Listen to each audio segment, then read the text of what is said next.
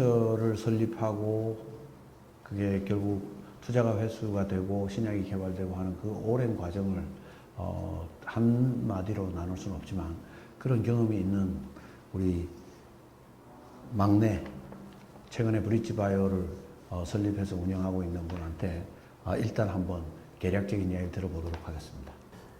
2000년 8월 달에 크리스탈 지노믹스를 시작하고 2006년에 이제 IPO를 한 후에 2007년도에 이제 회사를 그만두고 2008년도에 렉스바이오를 했다가 우리 형님이 맨날 말아먹었다 망했다는 그 렉스바이오, 그 다음에 작년에 이제 브릿지바이오를 시작했는데요.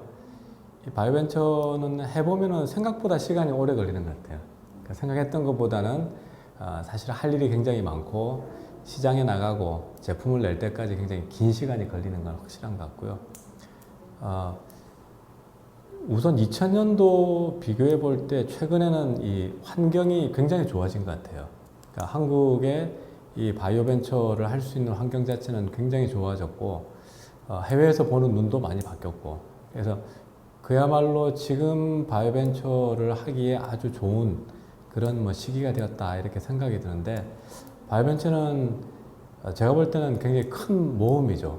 그래서 이 모험을 어떻게 잘할 수 있느냐 하는 것들을 우리가 좀 이야기하고, 어떻게 보면 또 모험을 잘하게 옆에서 사실은 모험이라는 건 한 90% 정도는 실패로 끝나는 건데, 그 실패를 어떻게 잘하고 그 실패가 또 쌓여서 좋은 성공으로 가게 하느냐, 이런 것들이 사회적으로 좀 논의가 되고 거기에서 진짜 좋은 성공들이 나와서 환자들한테 약을 제공해 줄 수 있는 그런 것까지 갈 수 있으면 굉장히 좋겠다는 생각을 합니다.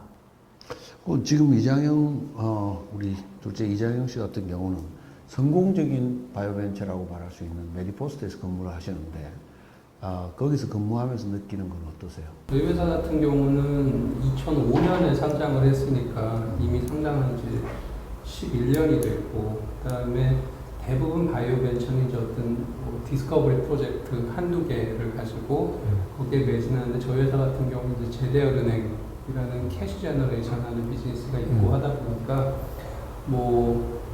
어떤 분들은 그래, 그 메디포스트는 바이오벤처가 아니지 않느냐. 그래서 아까 이제 우리 이정규 대표가 한 10년 전이면 지금은 정말 바이오벤처 하기가 좋아졌다 이렇게 얘기하셨는데, 바이오벤처를 어떻게 정의해야 하는지 한번 좀 짚고 넘어갔으면 싶습니다. 그래요. 아주 좋은 일인 것 같아요. 그리고 오래 걸린다고 했는데 이정규 대표가 과연 바이오벤처가 어디서 어디까지를 하면 적절한가? 그래서 무작정 처음부터 끝까지 제품을 만들 때까지 오래 걸린다는 거를 컨셉으로 잡을 건지, 아니면 어느 정도 자기가 특정 분야에서 잘할 수 있는 데까지 하고 다음 단계로 넘기는 에코의 한 파트로 일하는 게 옳은 건지, 그거에 대해서 두 분의 의견 좀 들려주셨으면 해요. 그러니까 과연 바이오를 어떤 우리가 소비재라고 생각할 수 있느냐, 아니면 바이오는 어떤 의약품이 됐던 식품이 됐던 뭐가 됐든 그것을 생산하거나 가능하게 하는 어떤 요소 기술이냐로 어떻게 보느냐에 따라 가지고 이제 형님께서 말씀하신 그게 나눠질 것 같아요. 만약에 요소 기술로 본다 그러면 바이오 벤처가 처음 아이디어 인셉션부터 해서 환자들한테 약을 공급할 때까지 쭉 간다는 거는 아니죠. 그건 아닌 것 같아요. 그거는 아마 지금 현재 기준으로는 바이오 파마슈티컬 혹은 파마슈티컬로 가야 될 것 같아서, 굳이 이제 요소 기술 관점에서 보면서 지금 이제 질문에 답한다면은 바이오 벤처의 역할은 특정, 소위 말해서 요즘 이제 얘기하는 어떤 POC까지 가고, 그 뒤는 더 잘할 수 있는 어떤 파트너 혹은 이제 그쪽으로 넘기는 게 맞는 게 아닐까, 저는 그렇게 생각해요. 바이오텍이 뭐냐라고 했을 때 저는 조금 바이오텍을 무얼 하느냐 하는 것보다 최근에는 이제 이 신약을 만들어내는 그 조직이라는 측면에서 어떻게 하는 거냐는 걸 좀 강조를 했으면 좋겠어요. 그래서 빅파마들은 그야말로 큰 조직으로 가는데, 바이오텍은 어떻게 보면 좀 작고 빨리, 그리고 새로운 분야에 좀 치고 나가는 그런, 크든 작든 그게 좀 바이오텍의 어떤 정체성이 아닌가 하는 게 요즘 좀 많이 느껴지고, 그러니까 그 어떤 조직의 운영 형태라든지 이 컬처로서의 바이오텍이라는 느낌을 요즘 좀 많이 받고요. 길다는 거는 저는 그랬어요. 그러니까 해외에서 볼 때는 인프라도 잘 돼 있고 돈도 많고 하니까 막 빨리빨리 나가는데 국내는 그동안의 경험은 국내는 사실 돈도 제한돼 있고 사람도 제한돼 있고 뭐 CRO 믿을 만한 CRO라든지 협력업체도 제한돼 있으니까 이게 모든 게 느렸던 거죠. 느렸던 건데 최근에 브릿지바이오를 제가 하면서 뭐 시리즈 A를 여러 가지 환경이 잘 맞아서 이제 좀 크게 하고 나니까 일단 돈은 좀 쉽게 쓸 수 있고 쉽다는 게 이제 생각하는 거를 서포트할 만큼 쓸 수 있고 그 다음에 이 CRO 네트워크가 이제 한국, 중국, 그다음에 멀리는 좀 미국이 있지만 이런 것들이 리저널하게는 상당히 잘 돼 있으니까 일은 굉장히 빨리 되는 것 같아요. 그래서 전에보다는 이 환경이 좋아졌다고 계속 느끼는 게 뭐냐면 일단 자금적인 측면, 뭐 사람 측면, 그 다음에 이제 CRO 네트워크 측면 이런 것들이 상당히 잘 이 서포트가 되는 것 같아서 최근에는 그렇게 뭐 길게 걸린다라는 느낌은 안 드는데 일단 창업 준비를 3번 해보셨으니까 새로 창업을 한다거나 하는 사람들한테 창업을 준비하는 과정에서 꼭 체크해야 될 코스를 우선은 개인적으로는 좋은 어떤 기초가 되는 사이언스를 찾는 게 굉장히 중요하다는 생각을 하고 있습니다. 왜냐하면 그게 이제 어떻게 보면 이제 이 초석이 돼서 그 위에다가 지금 사람하고 돈을 쌓아야 되는 거니까 이게 이제 흔들리면 안 되잖아요. 그래서 좋은 과학은 무엇이라고 정의할 수 있죠? 저는 뭐 스타일마다 다 다를 것 같아요. 근데 저는 일단은 남들이 안 하는 과학. 왜냐면 벤처가 추구해야 되는 게 결국 다른 사람들이 다 하는 거를 잘하는 게 아니고 다른 사람들이 못 하는 거를 이제 하겠다는 그런 도전이기 때문에 남들이 안 하는 거, 남들이 안 했던 거 이런 것은 저는 무조건 좋은 과학이라고 생각이 들고 물론 이제 그 남들이 안 했다고 엉성하게 하면 안 되죠. 하지만 이제 남들이 안 했고 뭔가 약이 될 것 같은 에비던스를 살짝 보여주고 있는 그 정도를 좀 좋은 과학이라고 생각합니다. 남들이 안 하는 거는 어찌 보면 또 이유가 있어서 안 하는 수도 있지 않겠어요? 이게 이제 남들이 스마트하게 잘 골라야 될 것 같은데? 그러면 그 다음에 필요한 건 뭘까요? 절대적으로 자금이죠. 자금.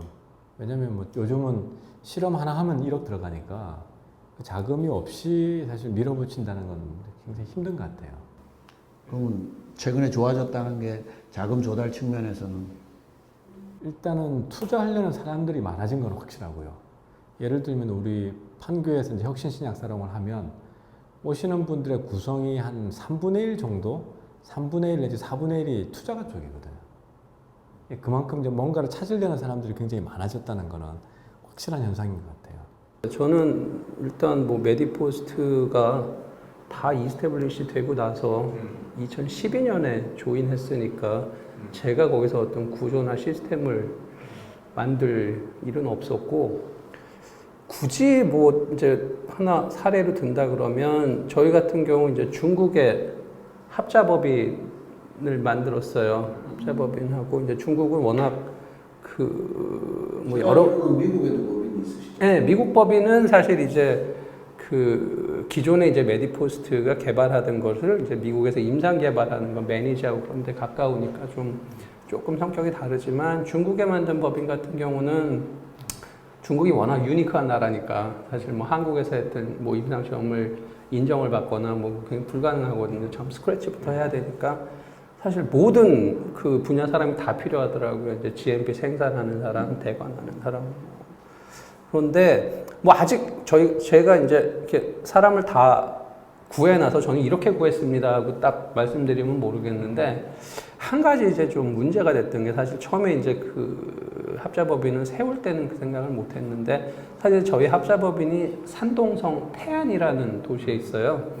그게 아마 인구는 한 650만 정도 되는데 중국에서 굳이 분류하다 그러면 2성급에서 3성급 정도 될 것 같아요. 근데 한국도 지금 마찬가지겠지만 중국도 바이오텍 같은 경우 굉장히 핫한 분야거든요. 거기 탑 탤런트를 뽑으려 그러면 뭐 이제 저기 임금 수준도 중요하고 뭐하지만 어디 위치하느냐도 되게 중요해요. 그 근무 환경. 뭐 상하이에 있다거나 뭐 북경에 있다거나 뭐 심천에 있다거나 하면 훨씬 낫을 텐데 이게 아무래도 이제 좀 2성급 도시에 있다 보니까 그게 굉장히 지금 힘들더라고요. 제 실질적으로 저희가 겪고 있는 문제예요. 예, 사례를 좀 이야기 드리면 이제 크리스탈 지노믹스는 이제 거의 팀이라서 움직였거든요. LG 팀이 나와서 그렇죠. 했었어요. 그래서 사실 팀으로 움직였기 때문에 초기에는 사람들을 이렇게 팀 빌드업을 한다는 것은 큰 어려움이 없었는데 요번에 우리 브릿지바이오는 사실은 팀으로 움직인 게 아니고 이제 그 개발 후보 물질을 중심으로 거기 사람을 지금 모으고 있는 거거든요. 요번에 하면서 제가 좀 재밌었던 거는 뭐냐면 일단 유동성이 상당히 많아졌다 옛날보다. 그러니까 제약회사에서 바이오벤처로 오는데도 큰 부담이 없고 그 다음에 이제 파마 쪽에서 빅파마 쪽에서 한국으로 옮기는 것에도 큰 부담은 없는 것 같아요. 거기서 말하는 부담이란 일단은 뭐 그동안은 사실은 제약회사하고 바이오텍회사하고 임금차가 꽤 컸거든요. 굉장히 줄어들고 있고 그건 좋은 소식인데. 높진 않고 그 다음에 이제 일하는 것도 과학적인 수준도 많이 올라와 있고 그러니까 사람들이 움직이는 것에 대해서 큰 부담은 과거보단 덜한 것 같고요. 예, 뭐 그게 굉장히 좋은 점이고 제가 이제 쓰는 방식은 어떻게 보면 스티브 잡스하고 비슷하죠. 설탕물 팔래 제대로 된 거 만들어 볼래. 근데 이게 제약회사들이 대부분 미투를 하다 보니까 들은 거는 이제 뭐 노블한 거 많이 들었는데 미투를 하다 보니까 재미가 없는 사람들 좀 있어요. 재미를 못 느끼는 사람들이. 그런 사람들한테 이제 노블한 거 한번 해볼래 이렇게 이제 제시를 하는 거죠. 그러면 현재까지 뭐 잘 먹힌 것 같습니다. 그래요. 월급 뭐 탑 탤런트를 뽑고 그 사람들 모티베이션을 주려면 뭐 돈만으로 되는 일은 아니니까 지금처럼 노블한 개발 과정에 들어간다는 것도 상당히 강력한 유인 요인이 될 것 같아요.